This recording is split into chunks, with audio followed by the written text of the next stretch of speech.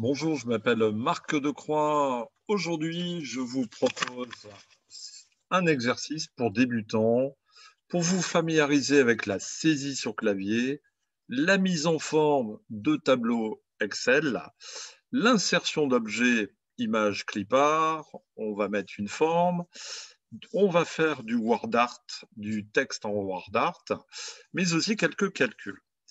Ce classeur d'exercices est téléchargeable sous la vidéo, après votre vidéo ou avant. Vous arrêtez la vidéo, vous téléchargez l'exercice que je vous fournis et nous pourrons le faire intégralement en direct. Alors, tout de suite, ouvrons la feuille que je vous partage.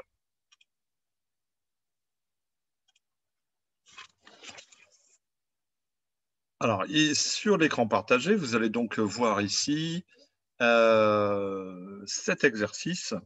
Alors, tout de suite, je vais effectivement mettre un petit focus avec un bouton pour que vous puissiez voir mes déplacements. Alors, cet exercice, c'est ce tableau, je voudrais le recommencer. C'est-à-dire que là, j'ai un modèle sous forme de photo pour lequel je voudrais dupliquer. Alors, vous voyez que dans ce modèle, qu'est-ce que j'ai? Alors, je vais avoir le titre, chiffre d'affaires réalisé en 2011, je vais le mettre en haut. Ici, je vais avoir une image qu'on appelle un clipart. Alors ça, c'est une ancienne version de photo qui existait sous Excel 2007.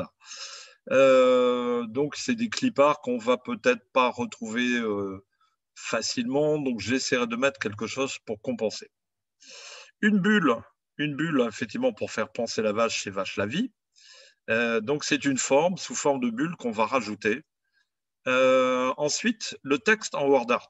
Donc, c'est du texte qui sort un peu de l'ordinaire et qui met en forme un petit peu votre tableau Excel. Alors, c'est vrai que parfois, pour des artisans ou des petits commerçants, ils ont besoin de faire des factures ou autres et puis effectivement d'avoir leur logo, de pouvoir mettre leur magasin ou leur en-tête sous forme un peu plus agréable. Donc, ici, ensuite, on aura notre tableau de calcul. Ici, donc, j'ai avancé un peu le travail en copiant déjà les noms et les chiffres d'affaires. Je vais compléter et ensuite, on n'aura plus que les couleurs à poser. Alors, je vais agrandir un peu l'écran pour que vous puissiez voir un peu plus facilement mon écran. Alors, je vais commencer par le chiffre d'affaires. Donc, le chiffre d'affaires, il est là-haut. Donc, ça s'appelle chiffre d'affaires réalisé en 2011. Hop, je commence ici dans la première cellule. Alors, c'est vrai que du chiffre d'affaires, il est en majuscule. Alors, je vais tout de suite le mettre en majuscule. Alors, pourquoi je le mets en majuscule? Parce que c'est vrai que sur Excel, on n'a pas la particularité, comme sur Word, à pouvoir passer d'un facilement du minuscule en majuscule. Donc, ce que je vais faire, je vais le faire directement en majuscule en 2011. Donc ici, entrée. Donc, alors, le chiffre d'affaires, on le mettra ensuite au milieu. Alors ici, je vais laisser passer quelques lignes pour pouvoir insérer mon image de clipart. Effectivement, la bulle et le word art, je ferai ça à la fin. Je vais tout de suite m'intéresser à cette zone ici du tableau. Donc ici, au-dessus, je vais mettre du lait, donc toujours en majuscule, lait. Alors, pour écrire rapidement, quand on saisit des données, n'utilisez pas la souris, vous écrivez comme là du lait dans la première cellule, et je vais appuyer sur le bouton tabulation qui est sur la gauche de votre clavier. Donc, lait, je tabule, beurre, je tabule, œufs, je tabule, fromage, tabulation, produit de la ferme. Alors, vous avez remarqué que j'écris ici sur l'image, ici le produit de la ferme est mis en dessous. Alors, dans un premier temps, moi j'écris tout en série et je viendrai faire la mise en forme après. Donc je tabule pour écrire dans la cellule suivante, même si ça suppose, ne vous inquiétez pas, continuez. Total par ferme. Et là, je fais entrée. Donc ici, les chiffres d'affaires sont faits, les fermes, les différentes fermes. Il faudra peut-être élargir la colonne ensuite, je vais le faire après. Ici, je vais écrire tout de suite région du Havre.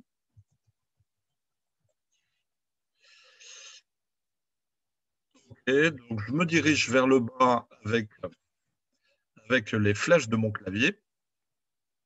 Ferme du Puy, ferme Achard. Donc, il me manque ici région des Santerres.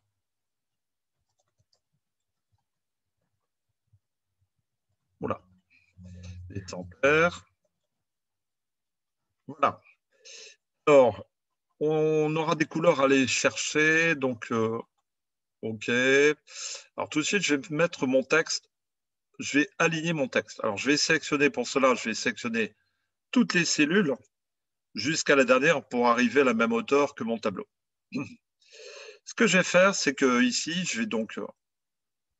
je vais dans mon ruban, dans l'onglet, sous l'onglet accueil du ruban, je vais sélectionner fusionner et centrer. Donc comme ça, mon chiffre d'affaires réalisé, comme ça, le titre est bien au milieu des cellules fusionnées. Alors je vais en profiter parce que j'ai remarqué qu'il était en bleu foncé, donc j'ai changé la couleur de police. Je vais mettre du bleu foncé.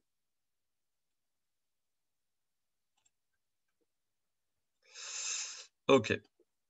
Alors, ici, on a du lait, du beurre, tout ça. Alors ici, ah oui, donc produit de la ferme et produit par ferme, c'est une position du texte qui s'appelle renvoyer la ligne automatiquement. Donc, je vais sélectionner la ligne complète et là, je renvoie la ligne automatiquement, c'est-à-dire que quand le texte arrive en butée sur la ligne suivante, il repart automatiquement en dessous, ce qui me permet d'avoir cette forme. Plutôt que d'étendre les titres à droite, j'ai plutôt travaillé mon tableau en longueur. Donc, produit de la ferme, par contre, le texte, il est aligné en hauteur et en largeur.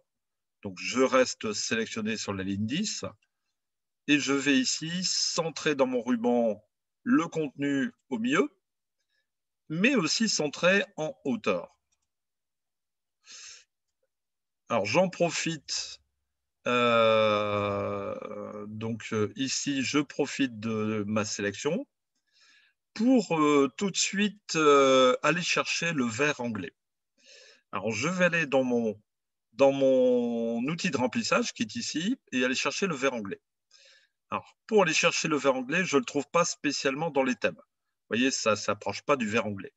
Alors, pour trouver quelques couleurs particulières, je vais dans ma palette autre couleur.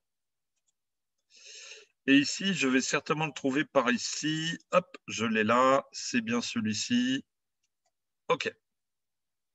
Donc, je confirme et je le mets en vert anglais. Oula, attention, j'ai sélectionné ma ligne. Et donc là, je vais avoir 16 683 cellules sélectionnées. Attention de ne pas faire cette cellule pour colorier les... Puisque là, votre imprimante va déguster. Donc, je retourne en arrière. Quand j'ai fait une faute, retour en arrière. On aurait pu faire CTRL-Z. Je sélectionne mes cellules. Et là, je vais appliquer mon vert anglais. Alors, je vois aussi que dans toutes ces cellules, j'ai la police d'écriture en blanc. Donc, je vais aller chercher le blanc de la police d'écriture. En même temps du blanc, je vais mettre en gras pour que le blanc se voit un peu mieux. Là, on est pas mal. Alors, je vais en profiter, comme j'ai le vert, de sélectionner la région du Havre. Alors, la région du Havre, je vais étirer un petit peu, élargir un peu la colonne. Là, on est bon. Ici, région des Santerres, j'ai renvoyé la ligne automatiquement, que j'ai vu que Santerre, c'est en dessous. En même temps, donc le centré ici au milieu et en hauteur. Là, par contre, région du Havre, je peux élargir un peu la hauteur de la colonne pour avoir une cellule un peu plus large. Et je peux aligner le texte en hauteur et au milieu. Donc, je vais pouvoir maintenant remettre le vert anglais, qui est ma dernière sélection. Donc, je n'ai plus qu'à aller chercher le bouton qui a mémorisé ma couleur précédente. Mais je peux aussi, pour remettre cette couleur, faire la touche F4 de mon clavier avec pour mon PC portable, la touche FN simultanément. Donc, région du Havre, la police blanche, en gras. Je refais la même chose pour la région du Havre, blanche, gras. Donc là, on est pas mal. Maintenant, on va aller chercher les couleurs jaune, jaune poussin et un vert pastel. Et ensuite, un bleu très, très clair aussi. Donc, je vais d'abord sélectionner mes cellules. Alors, le jaune poussin, je ne vais pas le trouver dans les thèmes habituels. Je vais donc aller chercher dans la palette autre couleur.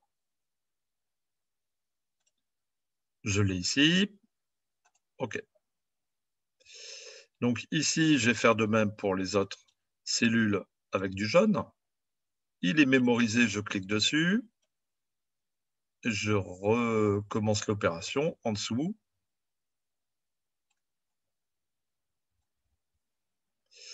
Voilà. Il me reste du vert et du bleu ensuite. Donc le vert prairie, le vert pastel, par contre, là aussi, je vais le trouver dans les autres couleurs. Alors, il ne doit pas être loin, ça doit être celui-ci. Voilà. Très bien. La ferme à char. Il me reste le bleu, le bleu, le bleu, le bleu ciel. Alors, pour mettre du bleu ciel sur toutes les zones simultanément, il faut que je sélectionne une zone.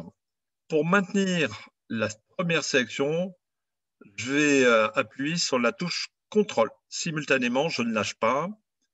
Je sélectionne ici.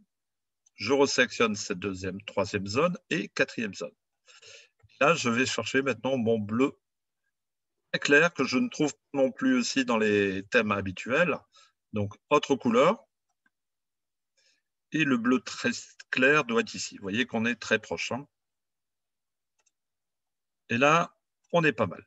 Alors, toutes ces cellules vont contenir des chiffres. Donc, ces chiffres, c'est-à-dire, je veux les transformer en euros. Alors, pour éviter d'écrire euros sur un clavier, moi, je préfère donc d'abord l'écrire normalement et ensuite le mettre en mode comptabilité. Ce qui aura pour effet de rajouter euros à toutes mes cellules nécessaires ainsi que je prépare là où je vais faire des opérations à la fin. Tiens, je vais faire les opérations maintenant. Alors, pour faire cette opération de colonne, je vais me mettre ici et plutôt que de faire une opération classique, je vais aller chercher la somme automatique qui est un bouton ici dans le ruban d'accueil.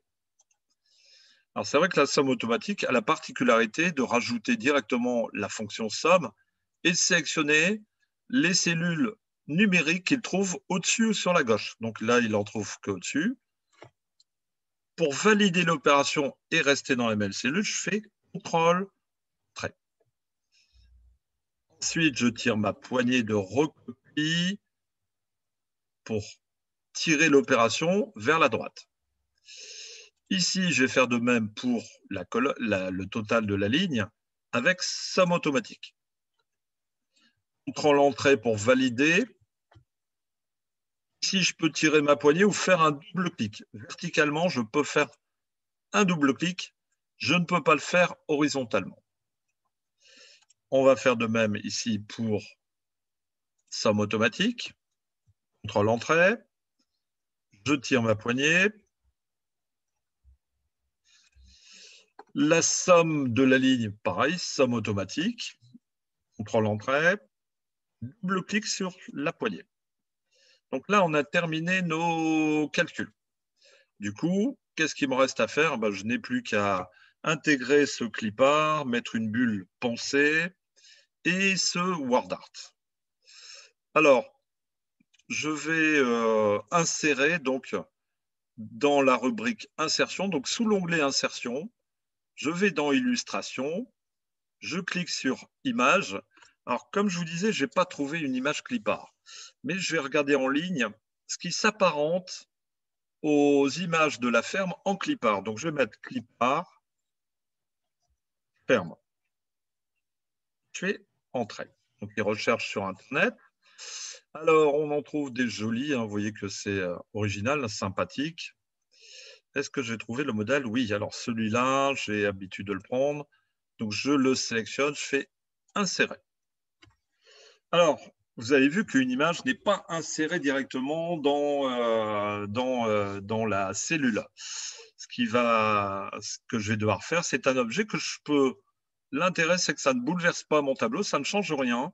C'est une image qui vient sur la feuille Excel. Elle n'est pas intégrée à Excel. Donc, c'est un objet que je vais pouvoir donc régler comme des images. Donc, je vais pouvoir régler la taille parce qu'une image venant d'Internet, c'est un peu grand. Donc, j'ai réglé la taille pour que cette image puisse rentrer ici dans ma petite zone que je souhaite. Je n'ai plus qu'à régler un petit peu la hauteur. Voilà, c'est très bien. Alors, cette image, à chaque objet que j'insère sur une feuille Excel, je vais avoir directement une boîte à outils qui, en l'occurrence, comme mon image est sectionnée, la boîte à outils s'appelle format de l'image. Je clique dessus et je vais pouvoir choisir peut-être à adoucir l'image qui fait un peu carré. Alors ici, je vais voir un peu ce que je peux faire. Donc, je vais aller voir ici les styles. Et je vais prendre, voilà, je vais adoucir un peu les contours en prenant une ellipse à bord estompée. Voilà. Donc là, il me reste maintenant à insérer ma bulle. Donc, insertion, illustration, forme. Dans la boîte de dialogue ici, enfin dans le menu déroulant, je descends. Je vais chercher bulle et légende et la bulle ici, pensée, elle est ici. Je clique dessus et je vais devoir la dessiner.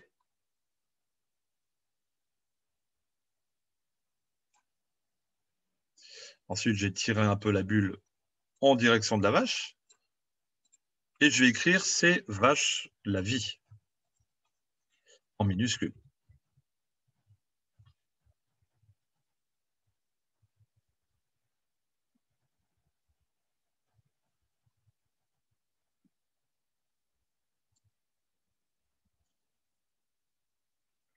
Voilà, peut-être l'élargir un peu pour que ça rentre, voilà. Alors comme ici, vous avez vu que quand j'insère ici une forme, automatiquement elle est en bleu foncé dans un premier temps. Donc je repars ici dans la forme. J'ai bien un onglet contextuel, encore une fois, qui vient m'apporter les outils nécessaires pour mettre en forme cette bulle. Donc je vais ici aller dans les styles de forme et je vais mettre qu'un contour bleu, une écriture noire au milieu. Donc là, on est pas mal. Et il ne me reste plus qu'à chercher, qu'à écrire ce texte sous un word art. Alors, hop, je vais sortir de la bulle et je vais de nouveau insérer, je vais aller chercher le word art et dans le ruban de l'onglet insertion, je vais dans ici complètement à droite, ici dans ce groupe texte et je vais trouver l'outil word art. J'ai d'abord sélectionné une police d'écriture qui s'apparente aux couleurs que j'ai sur ma sélection. Ici, cette zone, elle apparaît en dessous. Je vais pouvoir ici donc prendre la zone et la déplacer pour voir un peu mieux. Alors, vous voyez qu'ici, elle est un peu grande. Le texte, donc je vais effacer le texte et réécrire les produits des 8 fermes. Mais avant tout, je vois que ce n'est pas la bonne taille. Alors là, je vais devoir revenir sur l'accueil et je vais le mettre en taille 24 ou 28 peut-être. Les produits des 8 fermes. Alors, ferme est en dessous. Alors, ce que je vais faire, c'est que je vais faire entrée. Je vais écrire ferme en dessous. Là, on est pas mal. Il ne me reste plus qu'à régler ça en forme de flèche, de triangle. Donc, ici, il faut que je trouve l'onglet contextuel format de la forme pour mon word art. Donc, les polices d'écriture, on est pas mal. On aurait pu changer les couleurs. Par contre, je vais aller chercher effet de texte. Effet de texte, et je vais aller chercher l'outil transformer. Et là, je vais prendre la forme triangle. Bon, je peux encore un peu le réduire un peu. Hop. Et je n'ai plus qu'à le positionner dans... Voilà. Alors, c'est presque parfait, on va dire. Hein. Ce n'est pas tout à fait le même modèle. Hein. On n'arrivera jamais à refaire les mêmes thèmes, sauf en y passant du temps, mais on est pas mal. Voilà, ce travail est terminé. J'espère que ça vous a plu. N'hésitez pas à mettre un petit like si vous avez aimé, un petit commentaire, bien sûr, sera les bienvenus. Hein. Et n'hésitez pas à vous abonner à la chaîne. Elle vous est dédiée, donc n'hésitez pas à laisser vos commentaires et vos souhaits. Je n'hésiterai pas à faire le prochain tuto avec vos commentaires. En attendant, je vous souhaite une bonne soirée et merci encore. À bientôt. Merci, au revoir.